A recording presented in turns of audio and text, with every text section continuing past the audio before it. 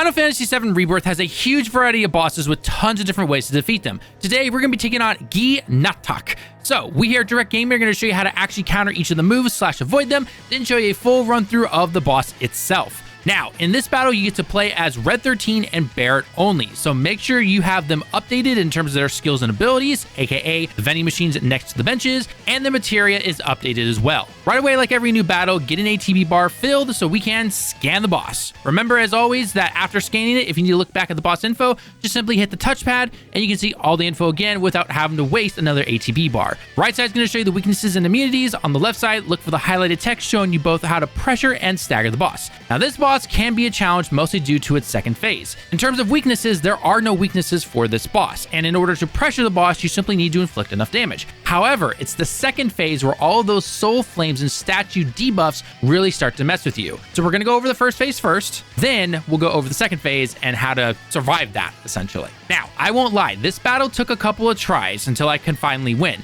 Again, mostly due to the second phase, so don't worry if you lose the first time, especially if you're on a higher difficulty than normal, which again is what we have all of our videos to, is normal mode. So if you're playing on dynamic or, God forbid, even hard mode, yeah, this is going to be a challenge for you. All right, moves to watch out for in the first half. Withering Grip is probably the one that you want to watch out for the most. Not only will the boss capture one of your teammates, but he will drain the health from you while recovering his own. Try to have an ATB bar filled to get some big damage on him with your other teammate so he lets go sooner. Moves like Wrathful Lunge are pretty basic moves during this part of the fight that you can avoid as long as you're not mashing the attack button. Drain is exactly what it sounds like. The boss will drain your HP, so you need to move away from him fast so that he stops the attack. Basically, the longer you're next to him, the more he's going to drain from you. Final move in the first phase is Phantasmal Scourge. It's unblockable, so don't even try to block it. The boss will send out homing blast attacks that you need to dodge at the last second. So Red 13 is your best bet. However, Barret can dodge, so don't be afraid to use the dodge button with him. The timing can be a little tricky at first, so it's a good thing that the damage done to you is not terrible. Do not get this confused, however, though, with Spectral Flame, as it's a blue variant of the same attack, but it can be blocked, so do keep that in mind. While I didn't bring it myself, Barrier is 100% recommended for you, as it can help with all the attacks he throws your way, especially if it takes a few seconds to move after getting a hit when he sends you into the air, for example. Abilities like Focus Shot with Barret can help a lot to pressure the boss since it's considered a big move. Other than that, the first round is not going to be too bad. Once you finally stagger him, just go in with your big attacks like always. After the stagger phase ends, however, this is where all that scan data comes into play. Now, at first, the boss is simply going to summon some soul flames that you need to defeat, and while they're not too hard, they do use Fyra, so just be careful that not too many are attacking you all at once, otherwise your HP is going to go from 4k to 4. Once that part is done, this is where Execration of the Gi starts. During this time, the boss can do a number of things. You'll notice on the right side of the screen, it will tell you exactly what debuffs he's applied to you, not to mention that the little symbol will be under your name. So if you need to, you can press the touchpad to check out the info again, and it will tell you exactly what is happening to you. For example, he can deplete your ATB gauge over time, which can be really annoying since that's how you use your big moves, which pressure him to eventually stagger him. This will stop you from getting 2 full bars completely, meaning that some moves can't even be used, like me trying to use my summon right here. After some time, however, though, he will summon his soul flames again,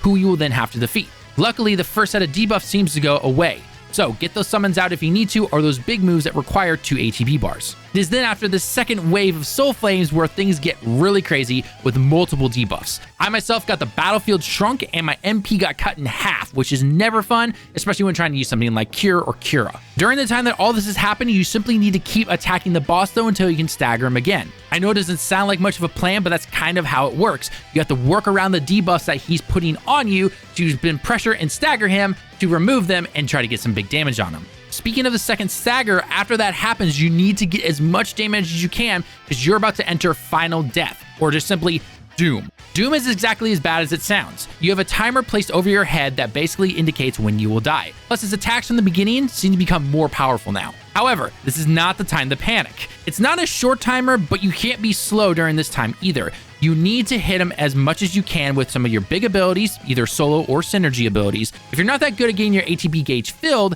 then I suggest bringing along materia that can help with that. Keep landing those big attacks on him until you can finally stagger him one final time and then finally take this boss down. And there we go. You finally defeated the Gi. for now. I'm not sure about later or in game 3. Let me know in the comments below. Either way, this boss can be a little tricky, but if you get used to fighting with limited ATB gauges and making sure your attacks hits, then everything should go okay. Now, here's a full run of the boss fight sped up a tad to show you how to take this Gi down. If you enjoy the guides and the like on the video shows us that you enjoy this type of content, and don't forget to check out our other Final Fantasy VII Rebirth boss guides, summon guides, and full playlist in the top right corner and pinned comment. Thanks for watching the video. I've been Tom with Direct Gaming. I hope you have a great day and week, and we can't wait to see you all in the next one. Johnny.